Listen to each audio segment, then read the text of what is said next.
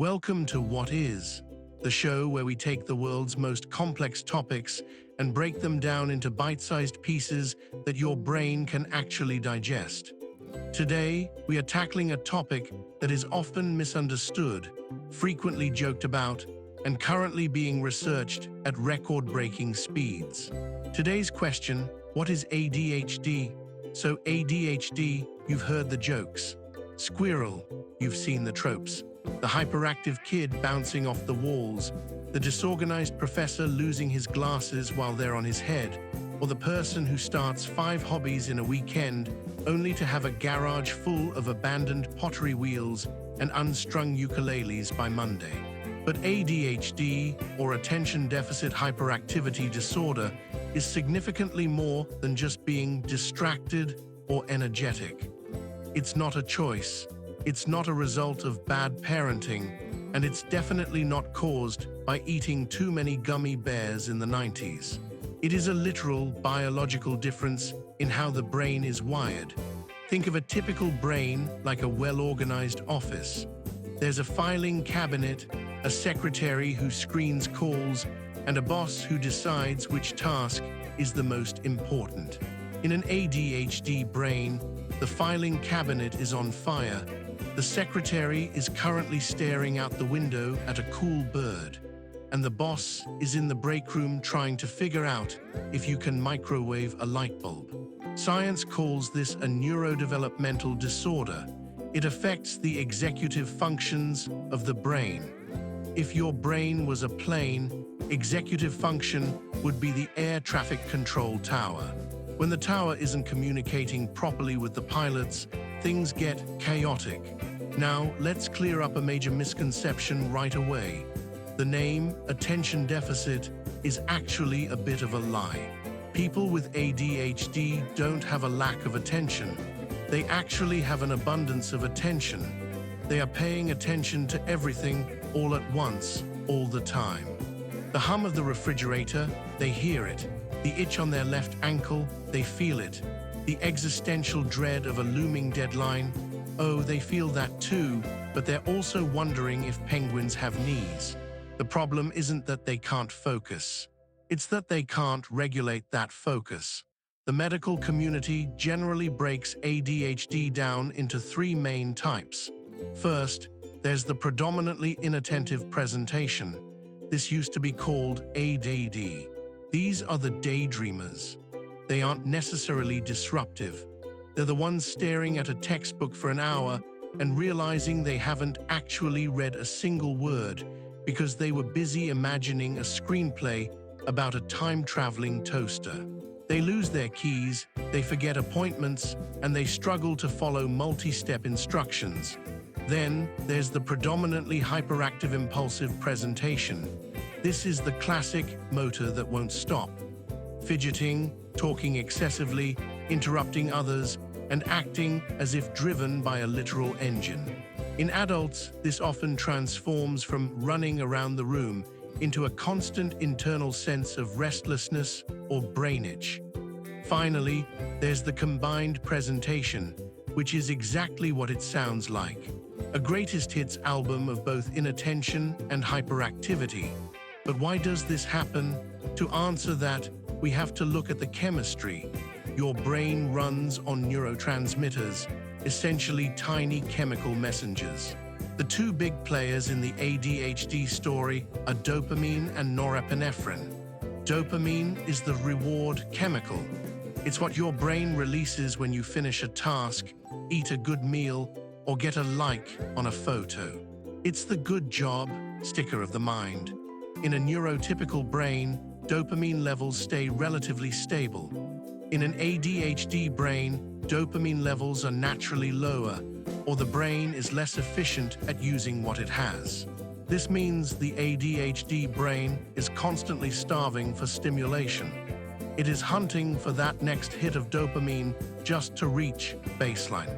This explains why someone with ADHD might struggle to do a boring task like taxes or laundry, but can spend 12 straight hours researching the history of the Ottoman Empire or playing a video game. This is called hyperfocus. When the ADHD brain finds something it likes, it locks on like a heat-seeking missile. It's not laziness, it's a chemical inability to find the motivation for tasks that don't provide an immediate dopaminergic reward. It's like trying to start a car with an empty gas tank.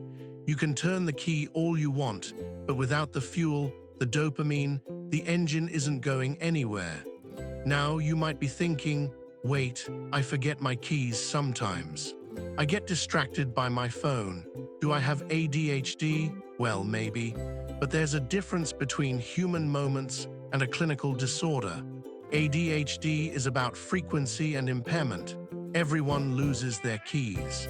Someone with ADHD loses their keys, then finds them in the fridge, then forgets why they were looking for them, then gets distracted by a half-finished puzzle, all while being 45 minutes late for a job they actually really care about. It is a persistent pattern that interferes with functioning or development. Historically, we thought ADHD was just a kid thing. We thought you'd grow out of it. Spoiler alert, you don't. You just get better at hiding it, which we call masking. For a long time, we also thought it was mostly a boy thing. Because young boys often show more externalized hyperactivity, the running and jumping, they were diagnosed more frequently. Girls who often present with the inattentive type were often overlooked. They weren't seen as disruptive, they were just seen as shy or dreamy or talkative. This has led to a massive wave of adults, particularly women, getting diagnosed in their 30s and 40s. Imagine living your whole life thinking you're just lazy or stupid or broken, only to find out you just had a different operating system installed. It's like trying to run Windows software on a MacBook and wondering why the screen keeps freezing. So how do we fix it? First off, many in the ADHD community would argue it doesn't need fixing so much as it needs managing. There are stimulants, which sound counterintuitive. Why give a hyper person a stimulant? Because these medications help level the playing field by increasing the dopamine and norepinephrine in the synapses, allowing the air traffic control tower to finally turn on the lights and see the runway. Then there's behavioral therapy, which helps build scaffolding. Since the brain's internal filing system is a mess, you build an external one. Planners, timers, body doubling, where you work alongside someone else to stay on task, and breaking huge projects down into tiny, microscopic steps. It's about working with the brain instead of fighting against it. Because here's the thing, ADHD isn't all bad.